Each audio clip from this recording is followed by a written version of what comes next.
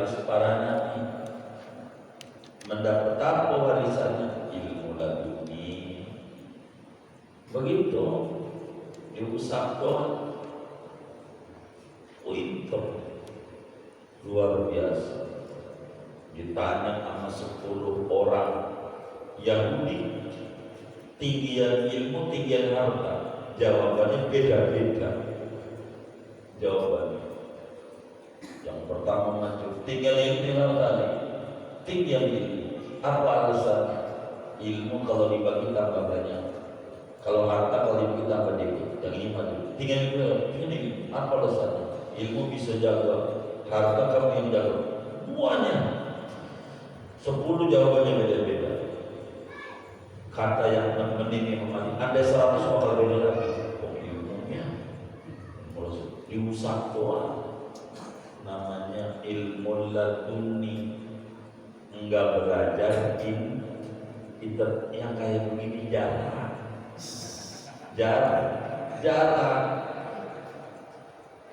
Ilmu laduni. Dulu saya pernah ajak ziarah, namanya Syekh Ahmad Cikalu Kadu Lesung Pandeglang. Makamnya nggak jauh daripada Kiai Mufassir di Ciamas.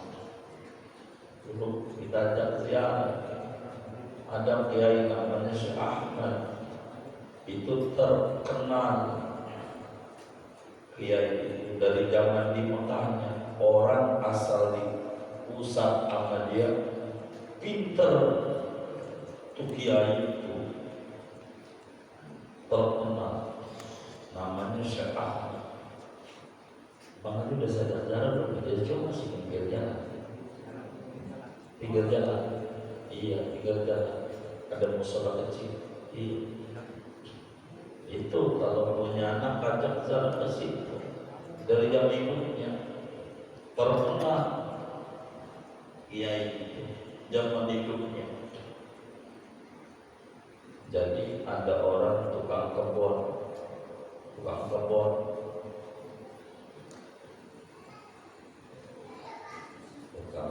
ngurus kebun, bawa arit, begitu. Didorong Kiai Ahmad, Kiai ini kata Kiai diusap, lo ganti buat ceramah, suruh ganti ceramah. Katanya tukang kebun, gua mau ceramah. Tukang kebun mau ceramah, udah lu dongeng apa yang penting lu salam dulu. Salam sih bisa, alhamdulillah saya sholawat sama hampir apapun saya bisa.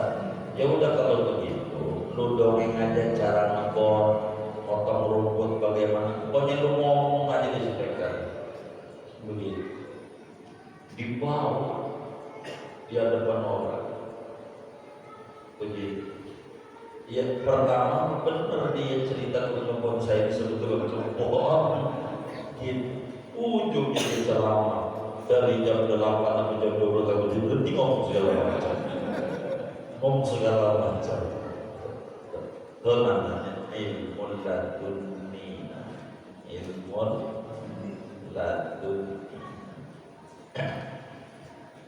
Minta. Yang kedua, ngawaris karomah. Jadi bila ada ulama yang punya karomah, pastikan ada cantelannya dari Nabi. Itu begitu. Karomah. Ya saya banyak yang hafal nih orang-orang ini. Al-Ansi salah satu. Itu seorang tabi'in. Zaman Abu Bakar dan Umar. Ini kiai dibakar sama Yahudi hidup-hidup. Enggak mempan, dibakar, enggak kebakar. Sampai kedengaran nama Sayyidina Umar bin Khattab. Sama saya bakar, kan Sayyidina Umar kita. Ada ulama dari umatnya Nabi yang dapat warisan dari Nabi Ibrahim. Wong Nabi Ibrahim itu dibakar, kagak kebakar. Ada juga ulama yang bisa ngidupin barang mati. Ada. Ini zaman dulu banyak. Saya urut dari sahabat dulu dah biar saudara paham. Abu Bakar ini di antara karomahnya, di rumahnya nggak ada makanan, dikit, ada tamu banyak banget, kaget, waduh banyak tamu, bagaimana? Itu kata Abu Bakar, udah gak usah bingung sama bininya, sini makan 6 paling itu di bawah kamar, nasi itu di bawah kamar sama Abu Bakar. Piringnya ya kata Abu Bakar sama bininya. Jadi anggap kalau orang Jakarta itu kalau kebuli termos, namanya termos yang kecil tuh, kecil buat termos ini. Bawa kamar sama Abu Bakar. Abu Bakar yang nyentongin, udah kamu yang ngasih. Jatuh. Itu tahu cukup.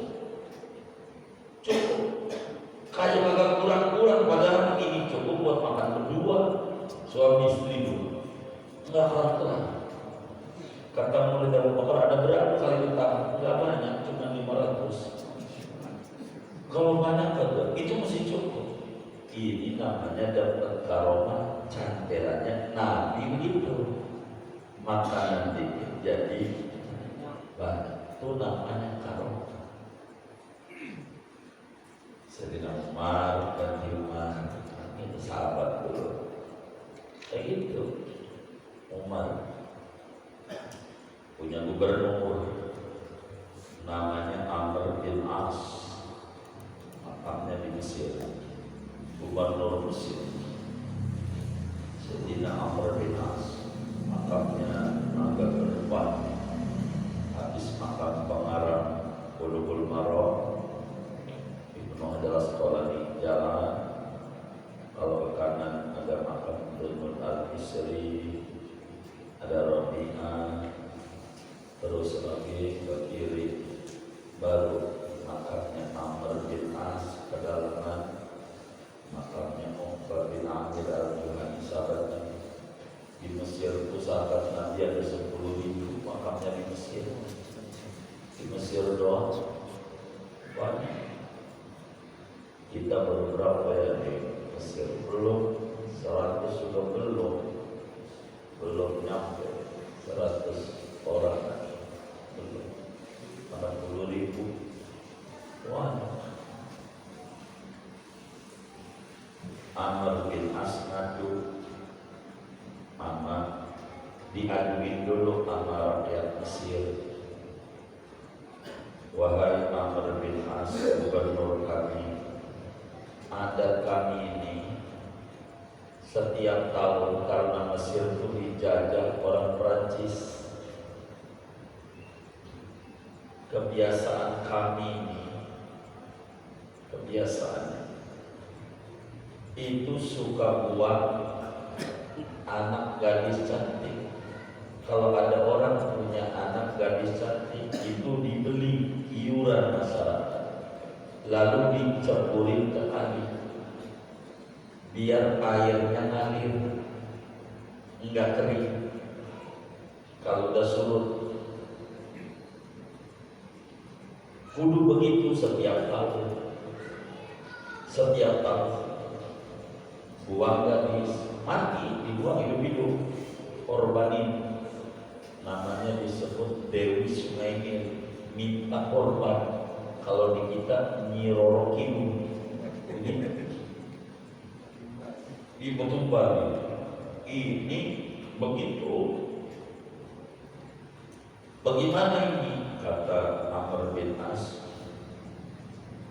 waduh, saya nggak tahu, coba nanti nanya presiden. Nanya sama Sayyidina Umar, Bagaimana? Nggak boleh. Haram. Orang dibuang hidup-hidup. Tapi kalau enggak bakalan nggak ngalir sungainya. Udah gampang. Bawa surat. Bikin tulisan. Tulisan itu isinya begini. Saya terjemah pakai bahasa Indonesia. Dari hamba Allah yang dhaif, Umar bin Khattab, tawaduknya semua. Enggak bilang dari rajanya orang Muslim sedunia, Amirul Mukminin, dari hamba Allah yang dhaif, Umar bin Khattab, kepada Sungai Nil. Sungai Nil udah ngomong. Ini bahasa min Abdillah al-Dhaif Umar bin Khattab ila Nil Misr. Tulisan, tapi saya terjemah dari hamba Allah yang dhaif kepada Sungai Nil yang ada di Mesir. Dia bilang, wahai Sungai Nil, tulisannya, bila mana kamu ngalir dengan diri sendiri, maka saya tidak butuh air dari kamu. Enggak ngalir enggak apa-apa. Tapi wahai Sungai Nil, bila engkau mengalir itu karena Allah yang ngalirin, maka saya minta sama Allah agar engkau ngalir terus. Tertanda Umar bin Khattab. Begitu. Karena apa ini surat isinya begitu? Karena dibaca dulu sebelum dibuang. Jadi kan Umar ini bawa gubernur buang ke Sungai Nil, dibuang ngalir Sungai Nil sampai sekarang subur Mesir. Dan yakin, hakul yakin sampai hari kiamat bisa begitu. Ini namanya karomah. Sampai sekarang udah gak ada buang gadis lagi. Dari zaman Umar sampai hari ini. Ini dari mana ini? Ini namanya karomah. Ada cantelannya karena Allah ulama warasatul anbiya. Cantelannya Nabi waktu datang ke Madinah, di Madinah di Kuba ada sahabat ngadu, ya Rasulullah, ini saya ini punya sumur, kalau ditimpa airnya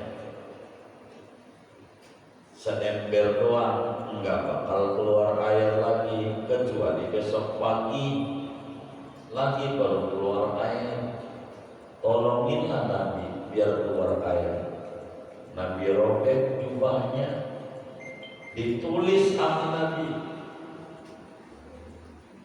tulis dari hamba Allah Muhammad bin Abdillah kepada sumur di Kuba. Bahasanya kayak tadi. Kata Nabi, buang ini ke sumur, airnya ngalir sampai sekarang, namanya Biber Adat, adanya di dekat Mesir Kuba, nggak berhenti airnya. Itu begitu, Biber Adat, airnya ada. Kawan-kawan kita ke situ lagi puasa, pengen minum, jangan puasa, airnya ada di Kuba. Kalau saudara ke Madinah ke situ tuh, namanya Bitter Adat, nggak jauh dari Masjid Kuba, paling 500 meter. Bid'ah. Ulama itu panutan umat. Ulama itu ahli waris para nabi. Mana keunggulan ulama? Nah, inilah ngaji kita malam hari ini. Kata Tuan Syekh, fali alimin fadlun ala man ya'bud fadlal buduri alal kawakibi fil jalan.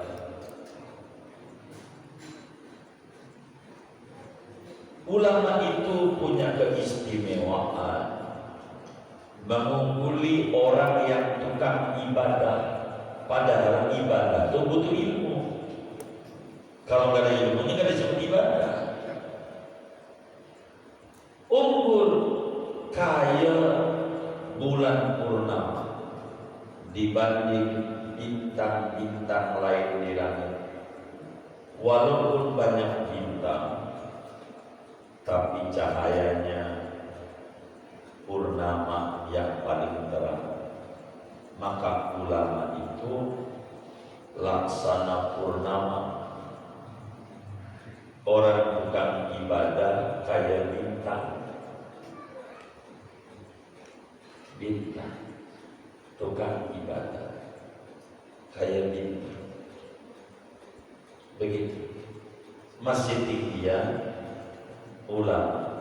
Rasulullah sallallahu alaihi wasallam di dalam hadis yang sahih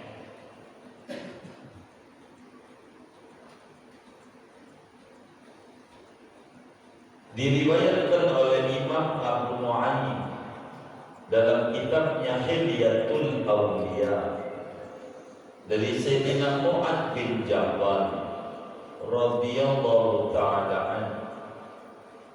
Itu dijelaskan, kata Nabi, fadlul alim ala al-abid ka fadlil qamar lailatal badri ala sairil kawakib. Keistimewaan orang alim mengungguli tukang ibadah itu seperti keistimewaan bulan saat purnama di atas seluruh bintang yang ada di langit. Maka Rasulullah sallallahu alaihi wasallam menyebutkan kelebihan ulama, berarti perbedaannya amat sangat jauh antara bintang dan purnama. Derajat tukang ibadah di surganya dengan derajat ulama, tinggian derajat ulama, tinggian. Dalam hadis yang lain Rasulullah sallallahu alaihi wasallam menyatakan, al-khalqu kulluhum ayalullah wa ahabbuhum ila Allah ta'ala anfa'uhum li'iyali. Makhluk itu semuanya adalah keluarganya Allah, dan yang paling dicintai oleh Allah di mata Allah, yang paling banyak memberi manfaat kepada makhluk-makhluknya. Dan tidak ada kemampuan siapapun untuk memberikan manfaat kepada semua makhluk Allah kecuali lewat jalan ilmu. Apa ngajar, apa ngarang kita. Dakwah penting. Jadi orang alim.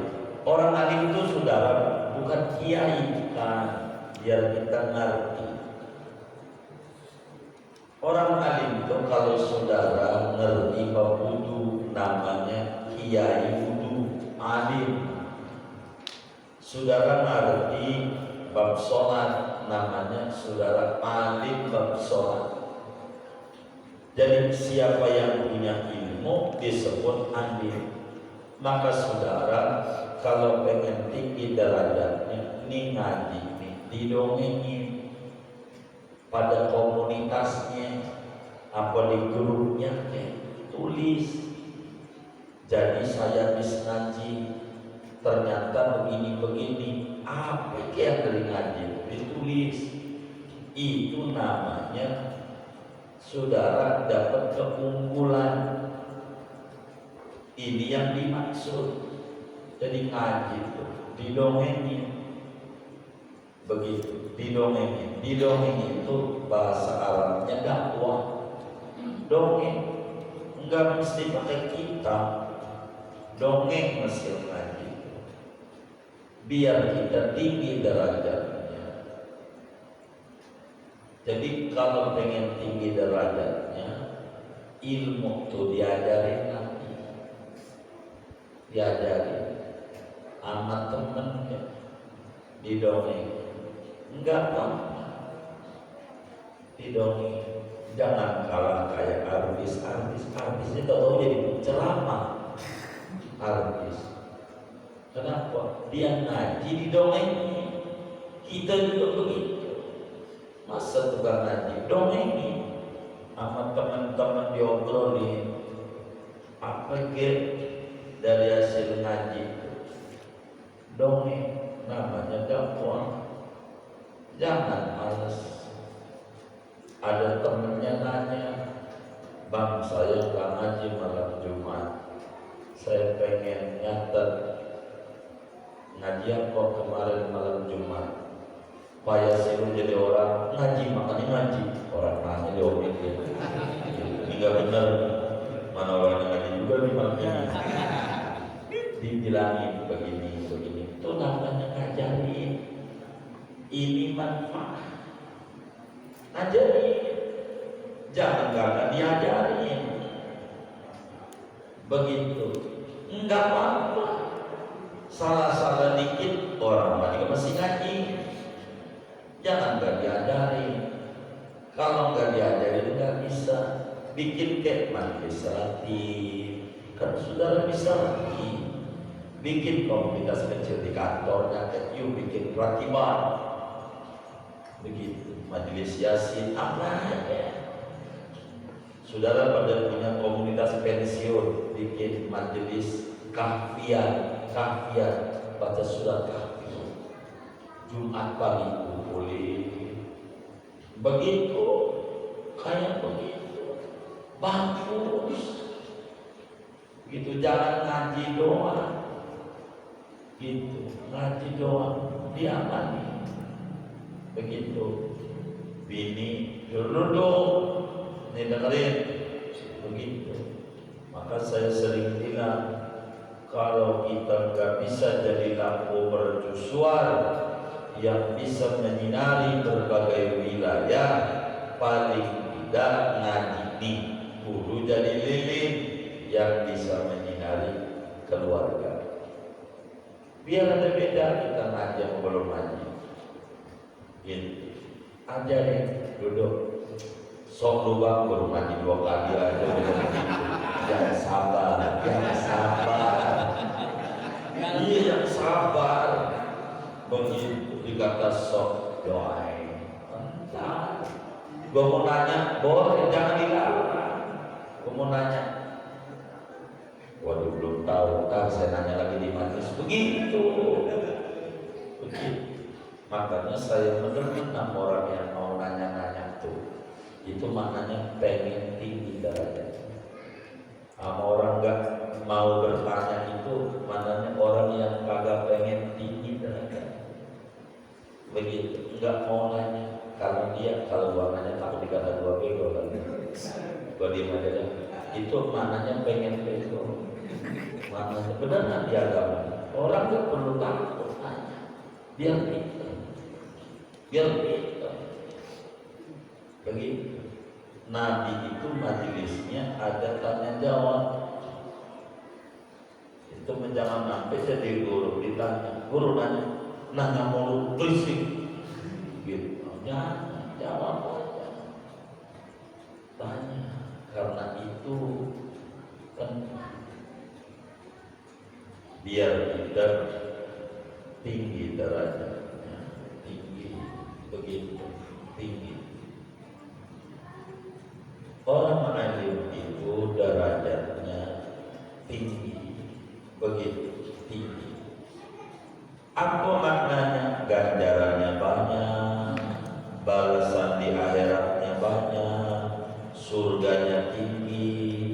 memandang Allahnya sering di akhirat.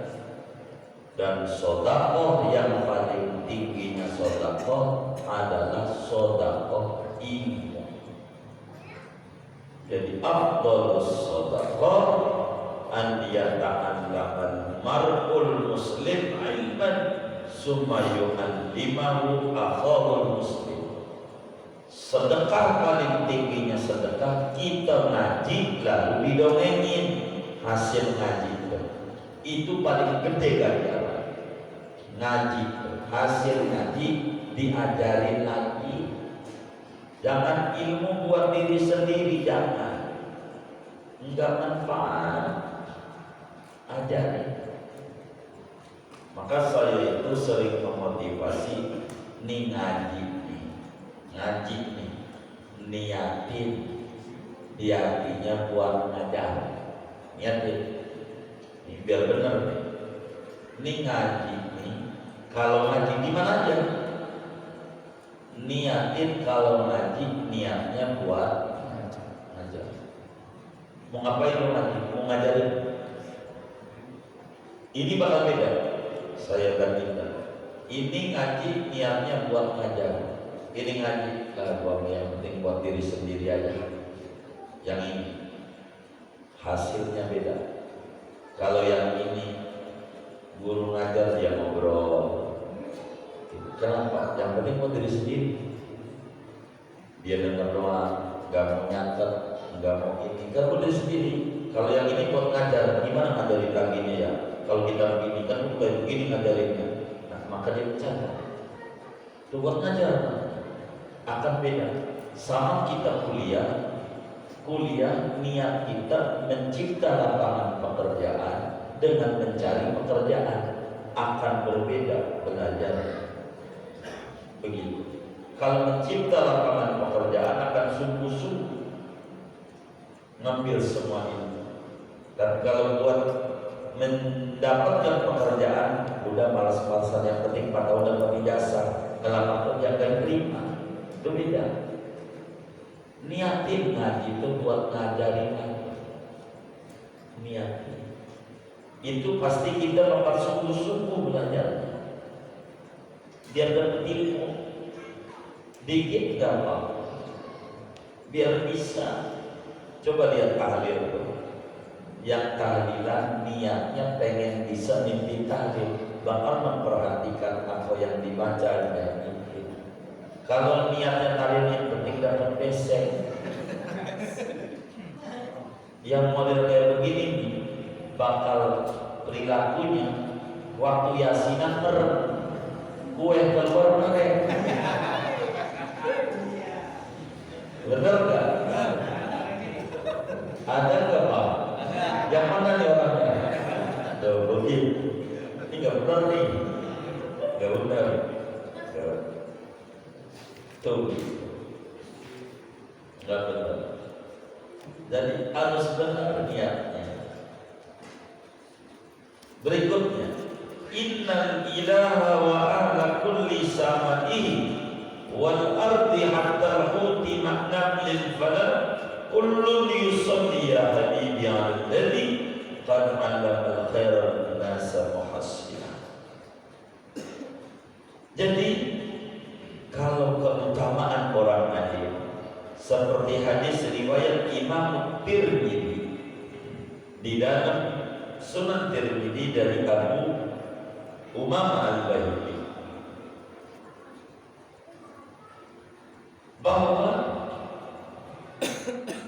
para malaikat selangit di bumi sampai pohon-pohonan, sampai binatang, ikan di laut, muanya mohonin ampun sama orang yang ngajar ngaji. Ajari, bisanya alif ajarin alif, bisanya Pak ajarin Pak, jangan enggak, ajarin. Saudara bisa bengkel, ajarin bengkel. Saudara bisa komputer, ajarin orang komputer. Saudara bisa masak, ajarin orang masak. Ilmu ini biar paham, biar tinggi derajatnya. Kita bisa masak. Umpama ada orang yang belajar masak pang, bagaimana bikin soto Betawi. Bikin soto harus pakai es. Kalau nggak ada esnya kotor. Bukan begitu, bukan. Benar nggak? Bukan. Bikin soto, oh begini bikin soto. Jangan takut, lu nanti jadi saya yang tua. Jangan takut. Ajarin. Mohon maaf, kita gurunya. Guru ngajarin teman kita bikin soto. Dia dagang, maju. Bangun masjid, biar gampang. Istiqomah begitu contoh, biar gampang aja. Dia bangun masjid, nama ini istiqomah masjidnya umpamanya. Kita dengarnya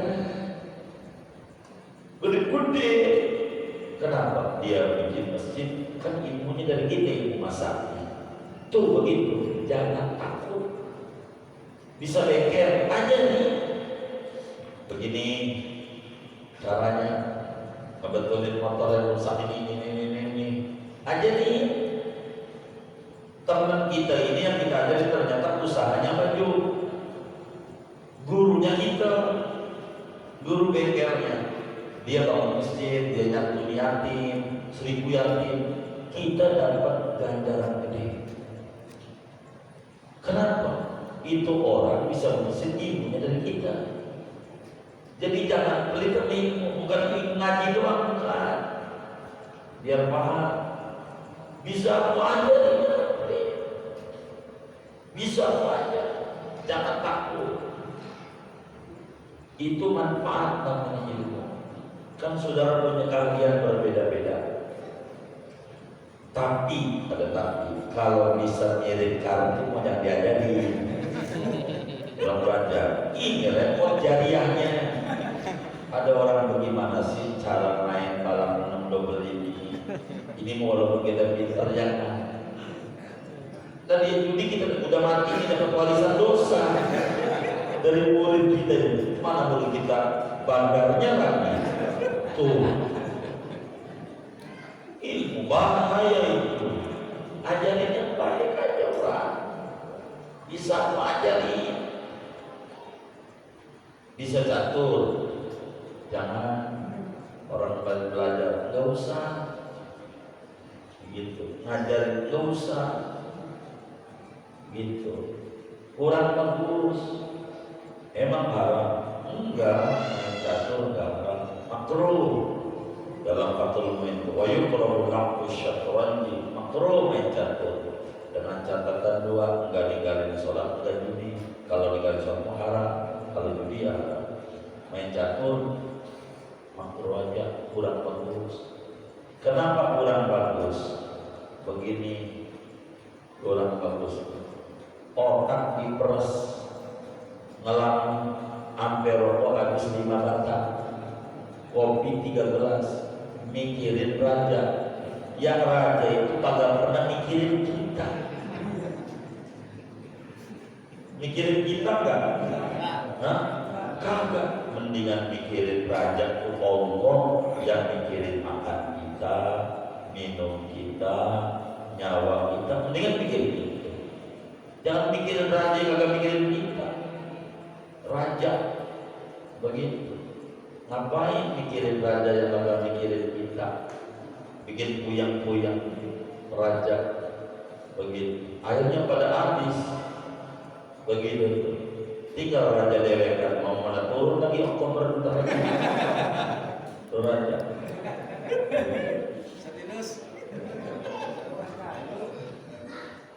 Jadi ilmu apa aja ajarin, jangan enggak gitu.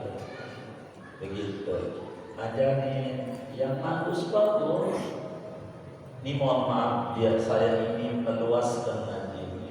Bukan agama doang, saudara. Saudara bisa matematik ajarin. Saudara bisa bengkel ajarin. Apa aja ajarin, jangan enggak. Itu manfaat. Begitu, manfaat. Jangan takut. dan jangan takut kita nanti saya ingat enggak ada ada bisa tahlil, ada orang pengen belajar tahlil, ajarin. Jangan bang, ajarin saya tahlil buat ziarah, begitu ziarah di Keramat Tua itu kan ada kuburan pok, saya pengen cara ajarin tahlil, orang bisa ntar lagi lu saingan gua lagi gitu, merebut lapak gua. Nah ini nggak benar, ajarin aja. Kalau semua bisa kita bisa begitu ya, iya ajarin aja apa kek, ajarin aja biar bisa. Saudara bisa maulid, ajarin orang baca maulid. Begitu, saudara bisa ratib, ajarin orang bisa ratib. Ajarin. Manfaat. Kita ini nanti dapat rekening ganjaran, transferan dari Allah tanpa mengurangi ganjaran dia.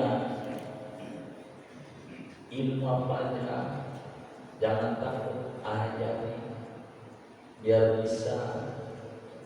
Sebab para malaikat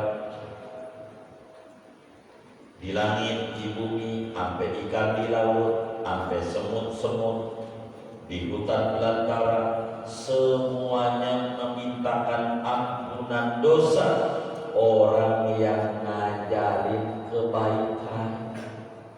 Apa aja, termasuk ngajar ngaji, bisa alif-alifan apa aja, itu penting. Jangan enggak.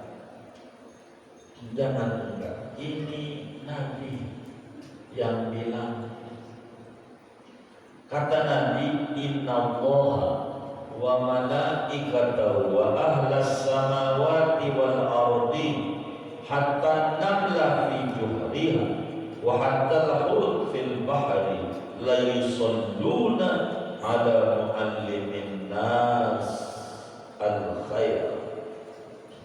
Kata Nabi, Allah memberi rahmat, malaikat memohon ampunan, sampai semut, sampai ikan, pohon-pohonan, sama yang ngajarin kebaikan. Ilmu apa ya? Ajarin. Makanya orang kudu jadi orang alim, ahli. Apa kek? Kudu bisa kita ahli. Ajarin. Jangan enggak, termasuk ngaji. Ini diajarin. Kan kita udah gampang tuh terjemah yang saudara pegang, hidayah dia terangin sama teman-temannya di warung kopi. Bentar ya, gua bacain lu denger aja. Lu hebat juga bisa rangkul gue gitu loh, padahal udah ada gondrongnya teman-teman juga.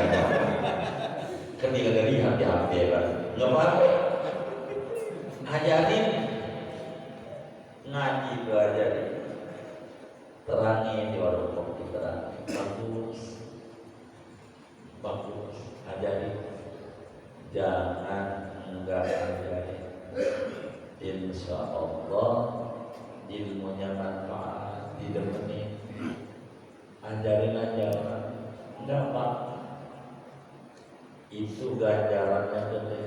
Nih keutamaan orang alim begitu. Kalau saudara ngajar tahlil, ngajar rawi, ngajar komputer, ngajar masak, ngajar ini keutamaannya besar. Dan jangan juga diajarin biar ilmu nyaman. Itu begitu. Kalau kita nggak bisa ngajar, turun derajatnya ngaji. Apa keutamaan orang yang demen ngaji? Nggak malam ini saya ulanginya sampai jam 12. Jadi segini aja. Gitu. Keutamaan orang alim aja. Itu orang alim tinggi derajatnya. Orang alim. Jangan kita mencela orang alim, badannya beracun, dagingnya beracun, nanti kita nggak manfaat ilmunya.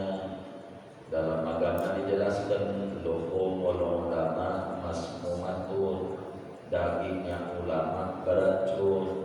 Kalau kita menggunjing mencela, kita bakalan kena maborot. Bahasa kampungnya kawalat, kawalat bisa macam-macam.